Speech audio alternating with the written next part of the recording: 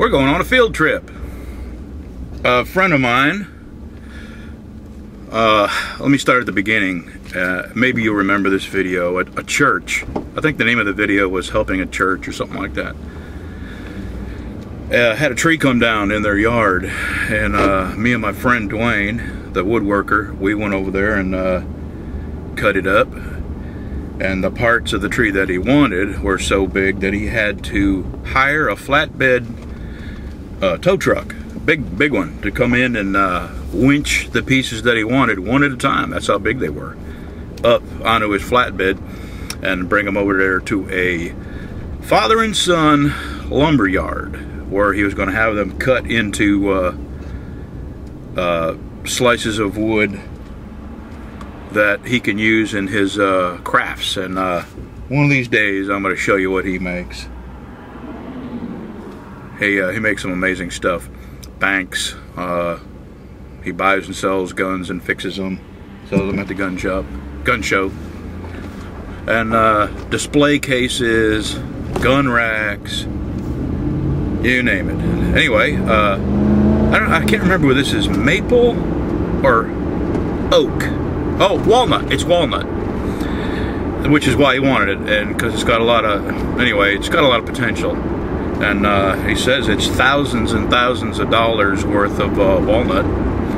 And he's got a planer, and he drives them himself, and dries the wood himself, and planes them to the size he wants. Anyway, we're going to that wood mill where the father and son, crap. I think the bayou's over the road. The road might be closed up here. We've had weeks and weeks of unbelievable amounts of rain. And that happens every several years, and when that happens, should turn you around. Hey, you know what? I'm going to do that. I'll be right back. Anyway, that's where we're going, to that wood mill to get his logs cut up. But in the meantime, I'm going to show you the bayou. Yeah. Go on, drive through the damn thing. What the hell's wrong with you? Oh, for the love of God, are you seriously not going to drive through 6 inches of water? Unbelievable.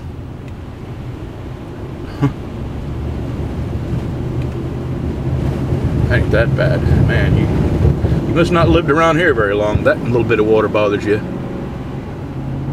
Alright, we're coming up on the bayou, and I used to live on this bayou. I had a house that was 6 feet up on stilts. Actually, it was more than that. Here's a little bit of the bayou, which we're still a quarter mile from it. And here we go.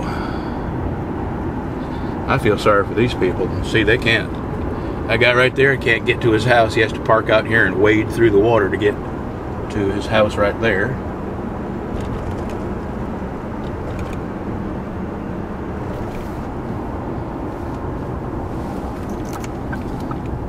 Alright, here we go. This is Dorcheat Bayou. And let me tell you, when you're in a house and this water is flowing under and around all 4 sides of your house, it is not a comfortable feeling. I think I've shown you this bayou often enough where you know where the banks are. It's probably, 120 feet wide in most areas. Let me turn you around here.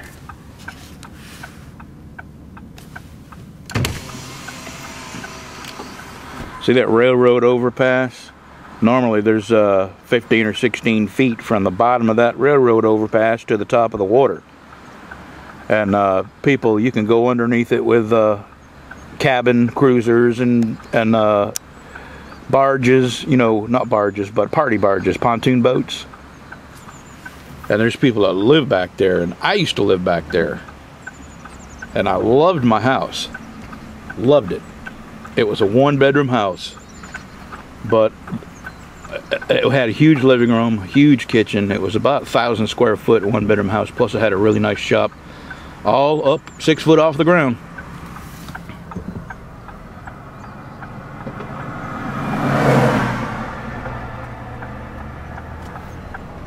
Yeah, the rain we've had has just been unbelievable amounts of rain.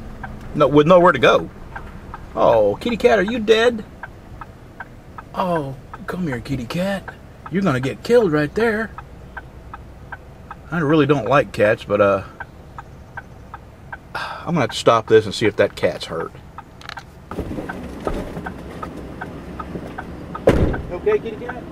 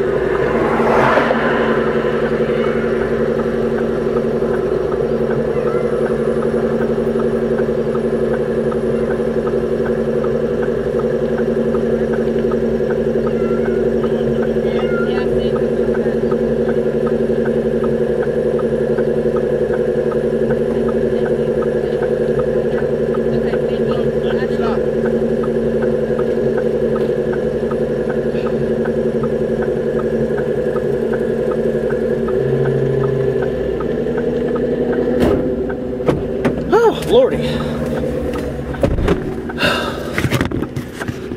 Well,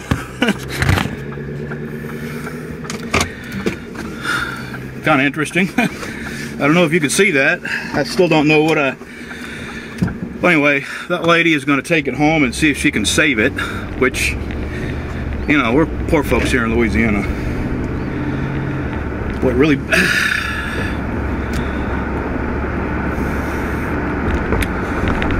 really bothers me to see animals in distress. If I could afford a vet, I would have took it. It had definitely been hit, but it was using all of its arms and legs trying to get away from me, so it didn't look like it had a big scar on its head. God, I hate seeing hurt animals. Anyway, day in the life on the bayou. We're getting there. The cat, the reason I had to get that because it was on the concrete wall there, and it could have very easily fallen into that bayou, and if it did, that cat would have been dead. There's no way, you know, cats can swim to a degree, but there's no way a land animal could have swam to shore in that raging, well, swift, not raging, swift water.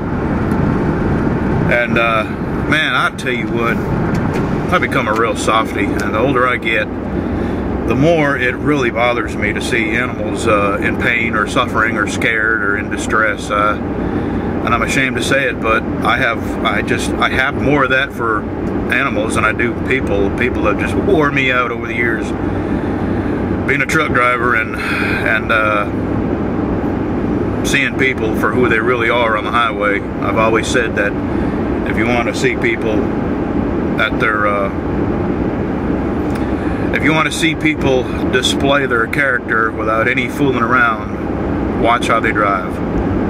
And you just get on any interstate with more than a couple of cars on it, and you can see, to me, it's a gauge that measures how far our society as a whole has decayed, and how narcissistic people have become over the years, and uncompassionate and disconnected and self-absorbed. Anyway, and I guess as a result of me seeing more and more of this, you know, 30 years of trucking is a long time to be exposed to people at their worst. And like you saw, occasionally that lady stopped. Occasionally you see people at their best. So she stopped. Her and her husband drove over that bridge and saw the cat, and they turned around for the same reason I stopped. You can't let an animal like that knowingly plunge to its death without trying to do something. I was afraid. The reason I used my jacket, because I was afraid I was going to spook it into the water. And I told her to try and keep its attention while I snuck up behind it. Anyway, we're almost there. Be there. I gotta turn right up here. Now what do we got? Jeez. It's always something. Isn't that Rosanna Dana used to say? It's always something.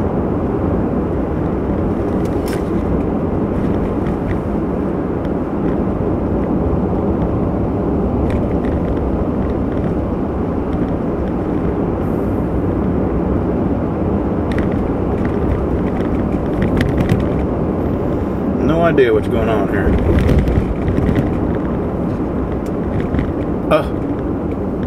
Well, they got a stretcher over here. I have no idea what's going on here. Oh, okay, they can't get down their driveway because it's so muddy. I gotta turn right here. Okay, we're almost there. I guess somebody had a heart attack. Yep, there's the corner. Yep, somebody died. What a shame. I'll be damned. Boy, I tell you, today's a strange day. It makes me want to turn around and go home. Here we are.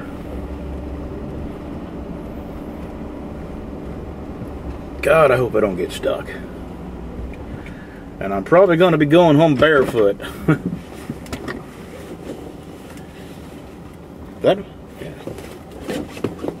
Okay. Yeah, he told me not to come back here. That's my friend Dwayne there. All right, we'll see you back there.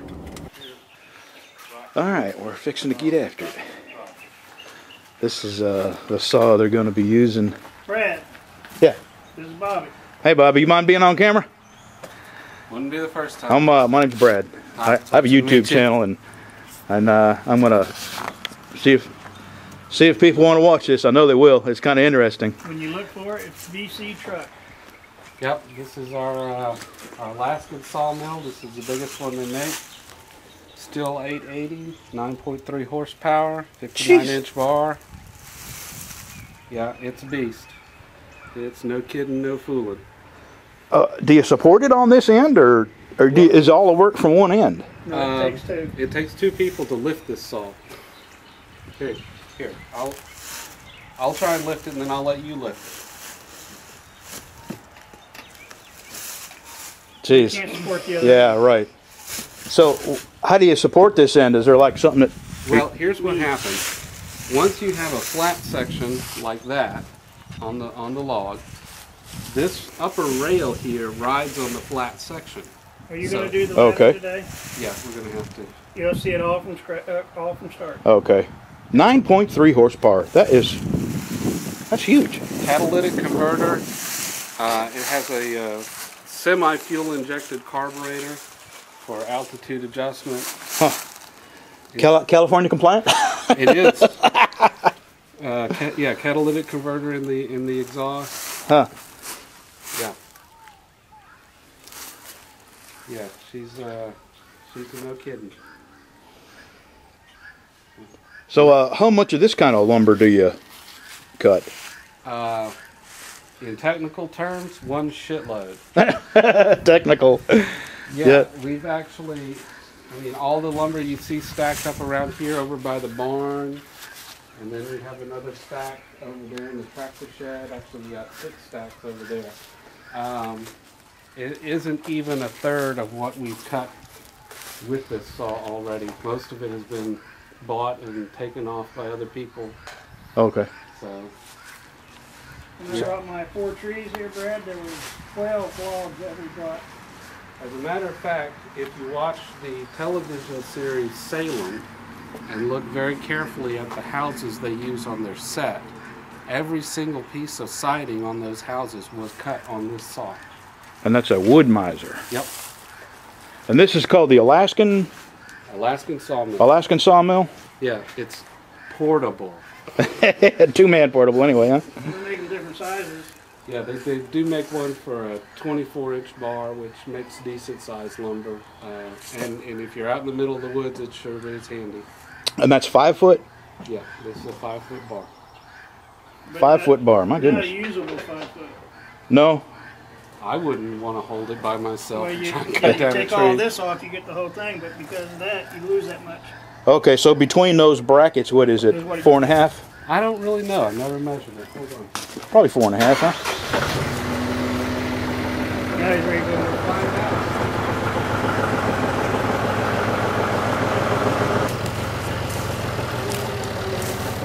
Best thing you cut down at Corporate Festival. 53 inches Okay. between the brackets. That's a big chunk of wood there. I can't wait to see this in operation. Well, if you want to see what it's already cut, there's some slabs over there, 4 inches thick. 4 inches, and that's what that gap. Oh, you can adjust that gap too, huh? Yeah. Okay. And those cuts that he made are perfect. Wow. They are on the money. And Dwayne, what are you going to do now? You going to let it dry? Try that in. No, I mean, are you going to let that dry before you cut it? How's that work? Those are going to get cut up again. Okay. On this? Yeah, but down to about 5/4. 5/4. Okay. So they'll be. They're going to cut 12-inch wide.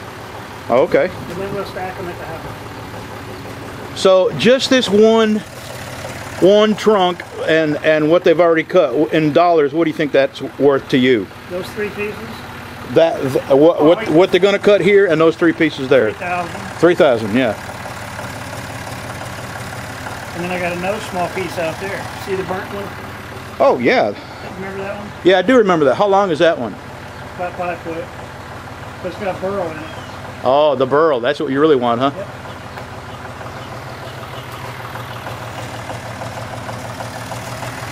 Am I in the way here? Nope.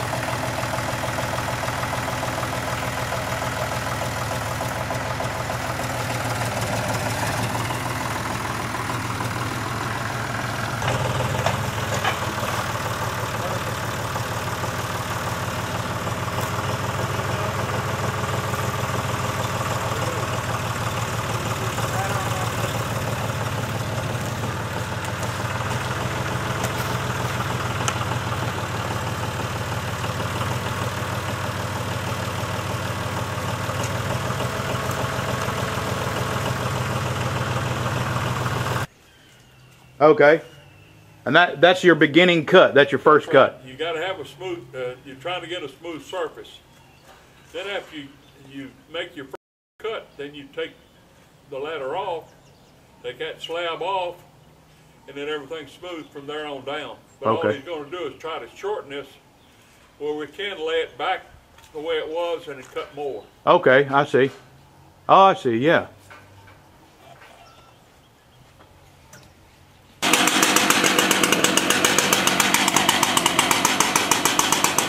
But now I want to build a house over there, a small house, because the house I got, just me and my wife, and we spend 90% of our time sitting in the sunroom, so we don't need all the rest of that house. Just a little bedroom, little kitchen, is all we need.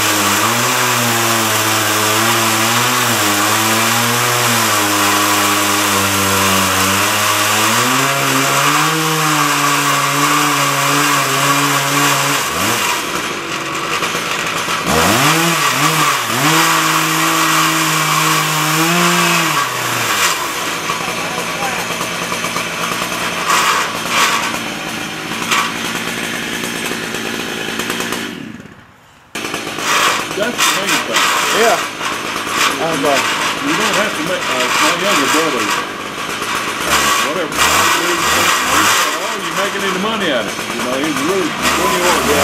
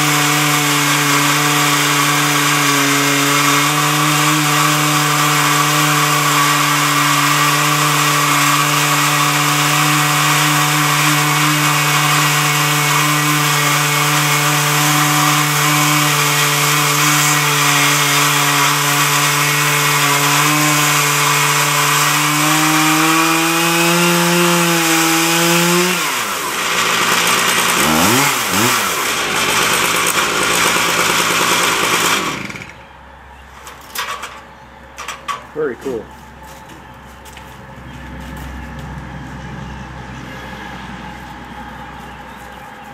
Your knife handles. Oh man! Thank you You very should much. have plenty there. How long do you think I should let that dry? 6 months. 6 months?